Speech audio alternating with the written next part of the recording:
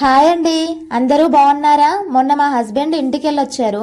మా ఆయనకి ఎంతో ఇష్టమైన చికెన్ పచ్చడిని అమ్మ చేతి వంటగా తీసుకొచ్చారు. అమ్మ చేతి వంట అంటే భార్గవి గారి యూట్యూబ్ ఛానల్ అనుకుంటారేమో, కాదండి. అత్తమ్మ చేత్తో అడిగిన వెంటనే ప్రేమతో చేసి పంపించిన చికెన్ పచ్చడి. అత్తమ్మ చేసిన ఈ చికెన్ పచ్చడిని ఈజీగా 1 మంత్ వరకు స్టోర్ ఉంటుందండి. అసలే వర్షాకాలం, ఏ కర్రీస్ చేసిన సైడ్స్ కి మాత్రం ఇలాంటి పచ్చళ్ళు ఉండాల్సి. అమ్మ చేసిన పచ్చడిని చూసి నేర్చుకొని నెక్స్ట్ టైం ట్రై చేస్తానేమోనని వీడియో అయితే తీసుకొచ్చారండి. మీరు కూడా నాతో పాటు చూసేయండి. కారపొడికి ఇంత అల్లం, ఇంత మసాలా, అది కొంచెం అంత మెంతిపిండి, ఇక ఇట్లా కలిపి కాగిన నూనెలు వేసి ఇవి కాలిందంటేనే మళ్ళీ అది వేసి పెట్టాలి.